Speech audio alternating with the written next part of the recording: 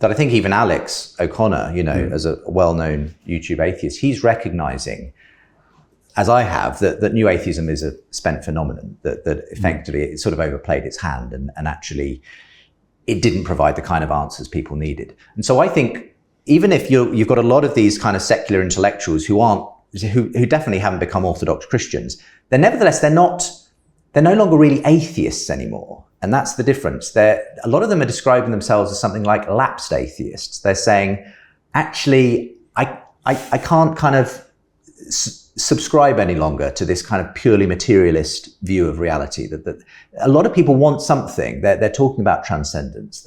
Again, Jordan Peterson, I'm not sure where he is, when it comes to Christian faith specifically, but he's not an atheist. He's not, he's someone who has something more than that and wants At the very least, he's saying it's really important. Yeah, absolutely. For every one of us individually to think this through. Yeah, absolutely. And so that's the first thing I want to say. And I'm glad in the sense just that there's been that kind of movement. Okay, yeah. If people are starting to just question their worldview, whether they can make sense of who they are, the morality they believe in, whether that makes sense on a purely atheistic worldview, I think that's part of the process. So I think a lot of people are on a spectrum.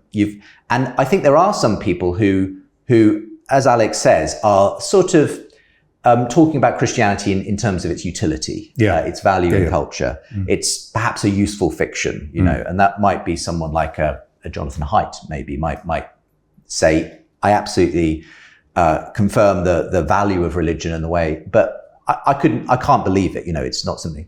I think there are people a bit further along on the spectrum. Someone like, say, Tom Holland, who absolutely has written his thesis on the way Christianity has shaped the Western world, but also finds himself very attracted to it at a personal, aesthetic level. He does go to church. He goes to the oldest church in London, St. Bartholomew the Great. And in my last public conversation with him, actually talked quite candidly about some really interesting spiritual experiences that he's had. And so I don't know exactly how he described himself at this point, but certainly he feels like he's on the edge of something, and I frequently feel the same about Jordan Peterson as well. And then you have got people who have said, actually, no, I'm diving in. I think I'm in on this. And that's people like Ayaan Hirsi Ali. It's many other people that I talk about in my book and my podcast series who have actually realized, you kind of have to make a choice at some point. You can't stay on the fence forever. And they may not have fully, I suppose, thought through every detail of the Christian faith. They may have questions about the Bible and so on, but all they know is it's a story that makes better sense of the world and their life than the atheist story of reality that they had been subscribed to before. So yeah, absolutely, questions remain about the Bible, about how can we trust it? What about some of the violent passages in the Old Testament? These are things that Alex brings up quite frequently when I have conversations with him.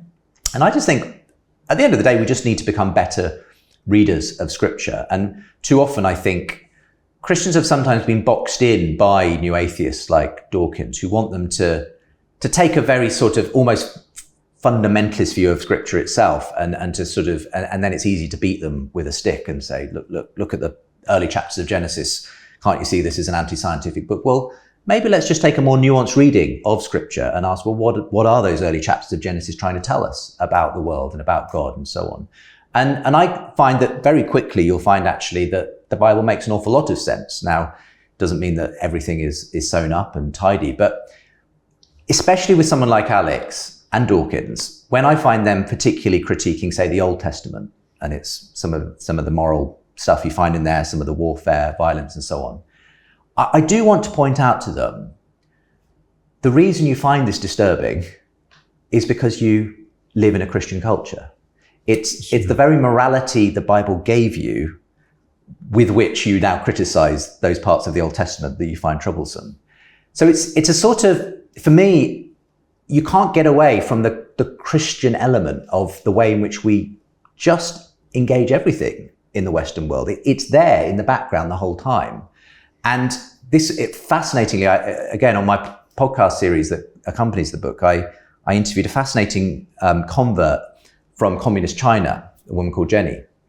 And she said, as she was going through her journey to faith, having come from a sort of atheist background in China and then discovering Christianity when she moved to the UK. She said she started watching some of these debates that Dawkins was involved in, and she felt like shouting at him and saying, the only reason, Richard Dawkins, you can critique this God of the Old Testament in these debates is because you come from a Christian culture.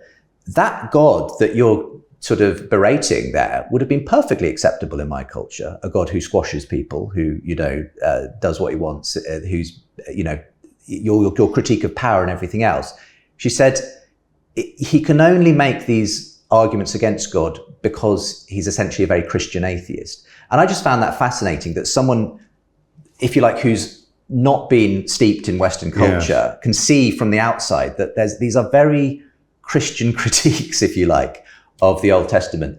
And so I think there are good answers. I think there are, lots of reasons why I think we need to look at the Bible and the trajectory that it has in terms of its attitude to slavery, warfare, violence, and so on. But in the end, we can't get away by the fact that we've simply been shaped by the Bible. We are just products of the Christian revolution. And for me, that itself is a really significant thing.